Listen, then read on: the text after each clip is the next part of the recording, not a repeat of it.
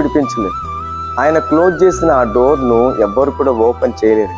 ఆయన తెరిచిన డోర్ను ఎవరు కూడా మూయలేరు. అంటే సమస్తము ఆయనకే సాధ్యం. ఎందుకంటే ఆయనకి దేవుడు, నీకు తండ్రి, నేను అన్ని విషయాల్లో కాపాడే దేవుడు. చూడండి, అబ్రహాం ఎప్పుడు కూడా దేవుని వైపు చూసేవాడు, ఆకాశం వైపు చూసేవాడు.